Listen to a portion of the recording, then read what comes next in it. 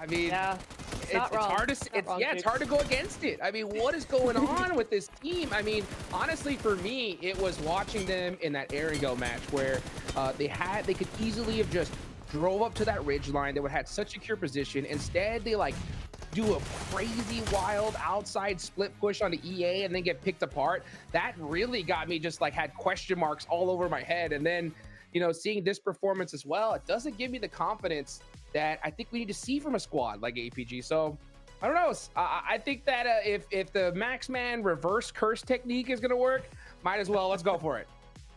I kind of hope it works. Part of me's like, I hope I can use my powers for good. But That's right. I don't know. I can't quite control it, unfortunately. All I know is that I can't curse Indian tournaments because Marzi's the one that has all the power over there. But Niptura, looking back at these rotational maps that are coming out for some of these teams, Virtus Pro hugging that western cliffside the entire time, clearly trying to set up a big high ground position. Unfortunately, the circle does shift away eventually, but Virtus Pro were calm, but yet super methodical in how they were approaching every single one of these circle shifts. Yeah, I really like how they played this. They hugged the west side, as you said, but then they move over to this compound. They try and do a 2-2 split. Later on, you're about to see that now they're actually going to try and move out, spread out across the west side of zone as well, just trying to control as much of that zone as possible. And that's what I'm looking for in a team. For me, if a team is going to do well in finals, they have to have that zone control capability. And VP certainly gave it their best. I think just that zone being just what it was out in the fields made it very, very difficult. Man, look at these leaderboards. So Regnum Kari get 20 points.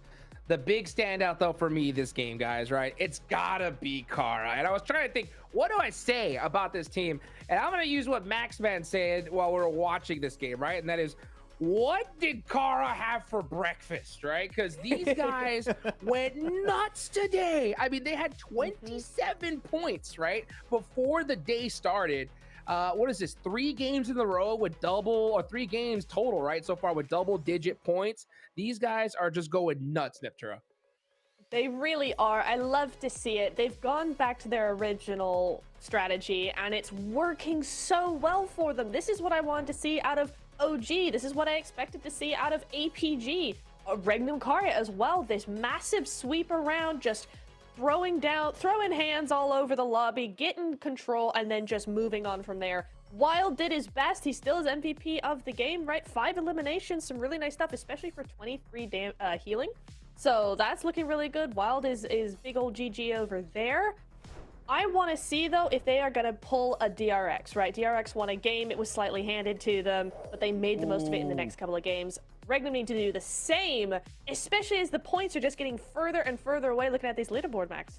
Yeah, Kara, you talked about it here, Hot Chooks. Maybe Kara looking to play catch-up with Thunder Talk, and they are doing just that. 17 points away. And keep in mind, they are 17 points away from Thunder Talk, despite having only 1 chicken dinner compared to the 3 wins for Thunder Talk. This is a crazy comeback for the ages in the gauntlet stage of this year's PMGC.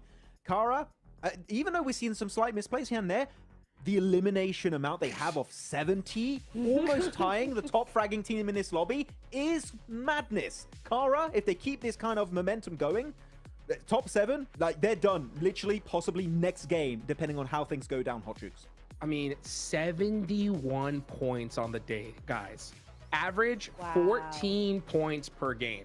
I mean, Kara are crushing it. Yeah, a comeback that, I mean, is momentous, especially for a stage as impactful as the Gauntlet. This whole roster, this whole lobby is so stacked to the teeth. I kind of want to talk about their play style, though, in this last match, Neptura, right? We saw Kara kind of hug that north side, and they dominated, right? We saw Poser go up against EA, and they were just going in and out, just making it work, right? How do you feel like they played that one, and how did it end, you know, for them? I know you had some questions about it. What do you think?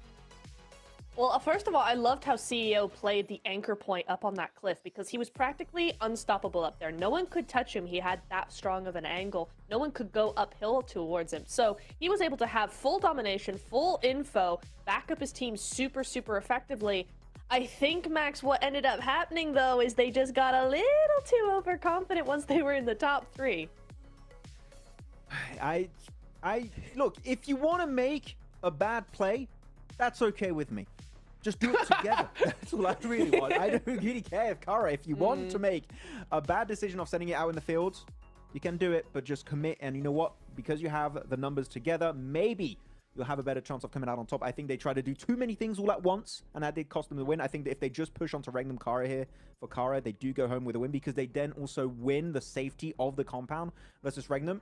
It was a little bit unfortunate for them, but you know what? They definitely gave it a fair shot, and they again showed up in terms of the elimination alone. But yeah, man, Wild, I'm so happy with Wild just performing. It feels like every player outside of just Silas, really, who is the IGL, he's still a great fragger, but every player on Regnum Kara is just Wild, Loxy, and now Z-Wolf is just the trifecta of top fraggers here in Turkey. It's great to see. Beautiful, beautiful, man. I mean, I'll tell you one thing that isn't so great to see, though, and I want to talk about it. I've been kind of avoiding talking about them all day because I didn't want to curse them, right? It's gotta be the Wolves, all right? Wolves have not been able to get it done today, Neptura, right? We saw earlier in this last match a crazy hard shift on the Monte Nuevo, right? That southwestern shift right on to the Wolves, and they weren't able to really make something of it, right? What do you think is going on? Like, what is going wrong with the squad, at least in your eyes? Unfortunately, I think the rest of the lobby has woken up and the Wolves were not prepared for it. I don't think they were. Yesterday, everybody, that first day vibe is like everybody's kind of tiptoeing around each other. Yes, you get aggressive, but you're still figuring out how the rest of the lobby plays. Day 2 is when you have that information now and you go, okay, this is how we're going to do it. And the Wolves, I think, have just lagged behind in that aspect. They've just not been able to follow the pace of the rest of the lobby, and they're just getting left behind in the dust. Max Band, you agree with that? Yeah. You think they're playing a little bit too split? Maybe? I was re-watching the map feed actually while Niptro was talking about Wolves just to see exactly what was going on this game, and I'm just seeing they were on a northern position, very similar to Kara actually, and they just get completely corralled by teams, fully surrounded, and they just stay very complacent. I think that's a point in time where you get surrounded by teams, Hot Jukes. Just send it on one team to try and at least create an exit point, and I feel like Wolves were just so hesitant for so long, they just got surrounded and completely demolished in the process. Wolves, more commitment to a play would make me happier with their current performances. Yes. As of right now, they're unfortunately, I don't want to use the word scared, but they're definitely very hesitant to make plays happen, and that is hurting them a lot in a lobby like this where decision making is literally do or die for these teams if you want to be in the grand finals. We got one more match left to go, okay? Chicken dinner right here, right now. Honestly, OG. I think OG need a win now because they're falling down the leaderboard pretty drastically. We've not seen much for them. They need a win before we get to day 3. Max?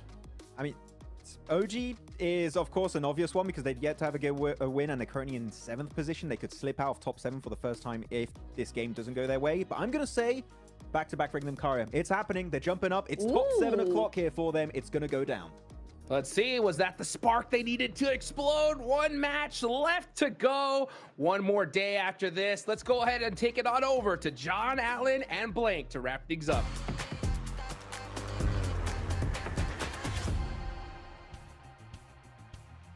That is right. We got one more match to play today before we close out and head towards our 3rd and final day. Will it be the back-to-back Regnum Karya chicken dinner?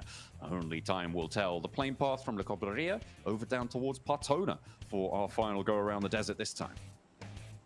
It's not a horrible plane path, honestly. It's sort of similar to our previous one in the fact that it does drop off most of our teams on a edge of the map, right? So it's going to mean a lot of the eastern side of the map is going to be a little more free. Some of those rotates you can go for. If it drops over towards Impala, you probably want to get over there pretty quickly just because you know that probably teams aren't going to be dropping in that location or getting towards that position of the map too early on. I think that the Regnum Karya double win does sound nice, you know?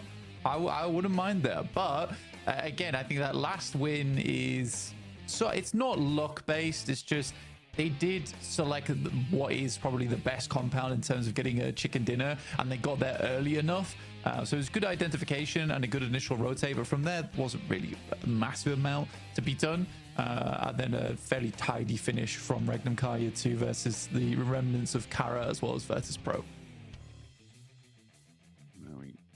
Oh, hang on. It's not hot. I don't think it's... It's very close. Okay, yeah, no, it is. It is going to be a full hot drop here between APG and OG. Looking to try and take the fight, maybe. Could see a disengage. At the moment, the numbers advantage for APG on spot, but the regroup definitely possible. 3 players on the inside of the compound for OG. A couple of weapons found.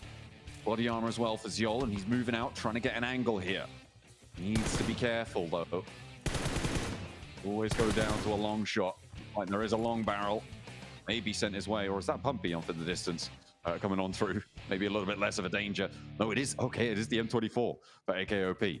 But he gets backed off the angle with a swift shot. A lot of damage to the level 2 helmet there, but we'll get away with his life. Yesterday's went pretty drastically badly for APG, with OG quite handily taking on Alpha Gaming. So this feels like maybe a little bit of revenge potentially coming through from Alpha Gaming, but are they ready and up to the task? Because again, OG's been playing from this position quite well in the past. Looks like a significant lack of weaponry on side for OG. Oh no, hang on a minute, it's just popping in as they get a little bit closer to them. But still, very thin on the ground. I think this is a disengage for both of these two teams. They know the circle isn't here. OG don't need to stick around on exactly this spot, but Zyol, I mean, he wants to keep this one getting stuck in. You don't get the initial knock straight away over towards AKOP, so it's a little bit harder to push this one down, knowing you're in a 4v3 and you can just trade off. Top taking a heck of a long distance on this one with the MG3 as well. Not the greatest of long-range weaponry. Just trying to scout it out. I think he just about saw AKOP drop down there. And now looks to push further up, waiting for the cross. And I think that if he does see the cross, he can confirm for the rest of the team that they can start to push up a little bit further, make this into a 4v3 or a 3v3. But AK is just looking for meds right now. That's the name of the game for him.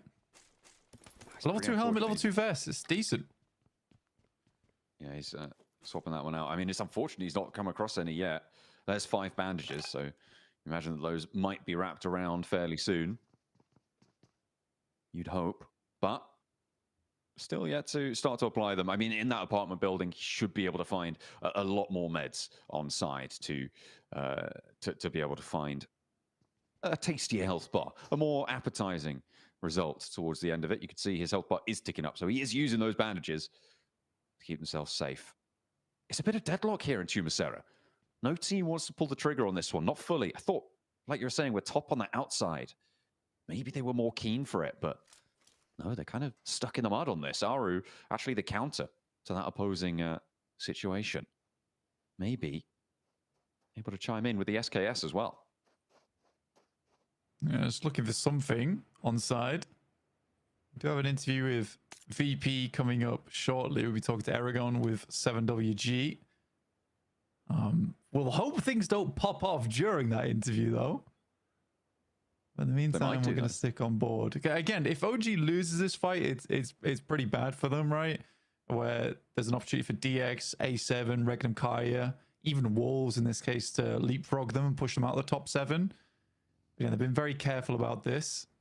Aru sends away in the buggy. Top has eyes on this, though. I do know about it fully. He's shuffling around. He's not made any movements with vehicles here, so his position is not given away. Aru may very well not know about this completely. But where's he going? That's what I want to know. Maybe he's trying to move undetected, and you can't blame him. But this is a very wide wrap coming on through for Aru. Yeah, potentially just trying to create an anchor point, but this does mean that APG know this is now a 4v3 on their hands. He's wrapping all the way around. Confusion tactics. Alpha Gaming don't know what's going to hit him. Top's like, I can see what's happening. I just don't know what's happening, you know? It's coming back. It's pretty crazy stuff. Aru's now, yeah, on the backfield. Trying to actually, I don't know what he's trying to do, but I can only imagine he's hunting for the off angle. In which case, Top's doing a great job to stay outside. It's like, you know, like when a cat's like finding the perfect place to sit. Oh, hang on a minute. We'll tune back in with that in a second. With my opinions on cats. There's the shot down for Doc. That's going to be a big pickup onto a tanky. And he's not going to go much further. Same for WizGod. APG winning this fight. Ooh, this is nasty stuff coming on through. Kind of opening a broadside. Top now steps out of the tree. He's like, right, okay, you guys having fun. I want fun too. Unleash the M249. Doesn't connect, but still, he was able to pull the trigger. And that's what matters. All right, last player, AK, OP inside the building. He's still got Aru swinging around the outside, but this guy's deadly. Very, very deadly indeed. Not someone you want to underestimate. And they don't have players too close to him just yet. They're starting to swarm a little bit here. On the zip line, okay. Styling. Just getting some points in. Well, that was connected. Close. So close there on the shot for AKOP. He's the last player on the inside of this building to stand for them. That off angle. Yeah, Aru is leaving this one. AKOP now left a lone soldier here with the UMP, waiting for someone to step a little bit too close, get a little bit too bold. He's watching their corner. The nades are cooking as well in the off angles. He's dropping down. He's read into it. He thinks he wants a little bit more. Reposition away. Does bait the nade in. And that might be useful here. Top on the off angle. You still have to worry about it. You can see AKOP going for that little stutter peek. Can't afford a second, though. Nose is being watched. Still going for that shot. I mean, I respect it. But he's in the window. He's in the window. Very low HP. Will take down one for his efforts. And a little bit of vindication coming through for AKOP there. He was able to get that full revenge. Yeah, well, not complete. Aru is still alive. He's still alive out to the east side. He left. He was looking for an off angle, and off he goes for a completely different angle to the game. A solo result. Circle pop, Blank. Just kind of blitzed us up to the north side here, as it's going to be all the way up to water treatment as we send to the north of San Martin as well. It's going to be a difficult rotate again for our teams on Miramar. Yeah, not easy. Having around water treatment is really awkward as well because of the low ground that's available in this area. I mean, Mad Bulls take the right objective here. They go straight up towards the northern side of things, wrap back on themselves from La Cobreria. They already know this location is free and clear from where they dropped earlier, so they can just take high ground nice and early. You could play inside water treatment early on and keep things nice and simple. A lot of MG3s going on in this game. This is like Max's favorite game ever.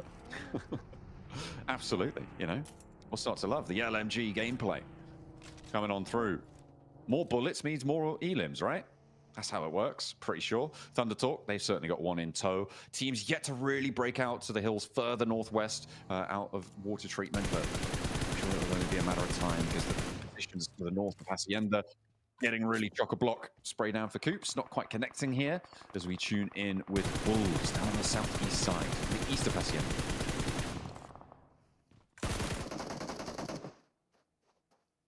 So is getting lit up here.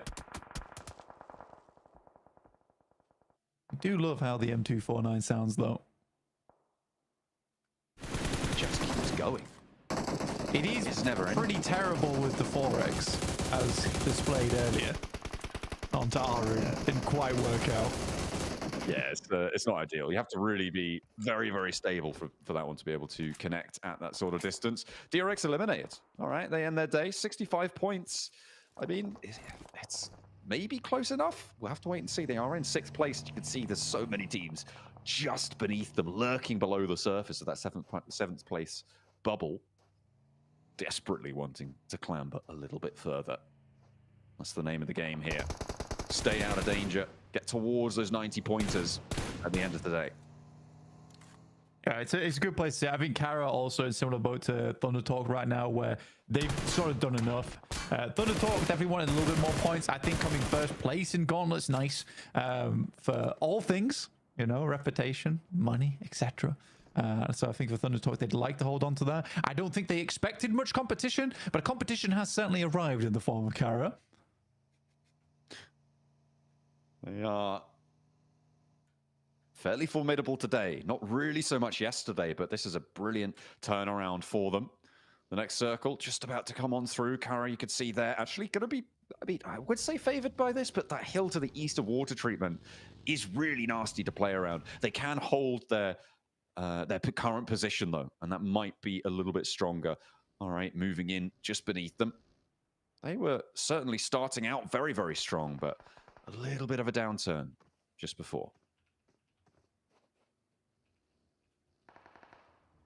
I don't mind this spot coming through from the Xavier. Trying to rotate on this northeast side. They do have competition E arena though. R8's been fairly quiet today, but taking fantastic shots over towards Regnum Kaya, finding a double on the crossing. Martha's just been a monster all day. Real Martian. Sorry. No, say it again. Oh, no. Oh, no. But yeah, either way, Regnum Kaya cut down in half. The back-to-back looking much less likely. However, they do get into water treatment and into a building, so they'll be able to survive for quite a while longer.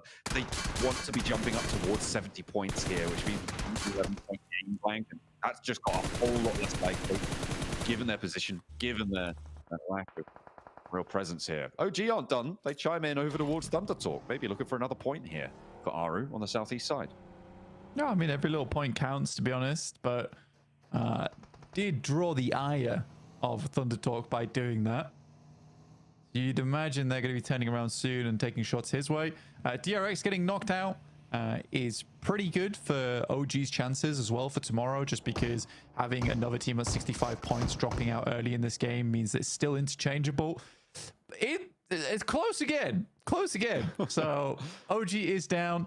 7th place. So DXAV chasing, Wolves chasing, Alpha 7's chasing. Regnum Kaya, I don't see the double win coming through now. So both predictions are kaput.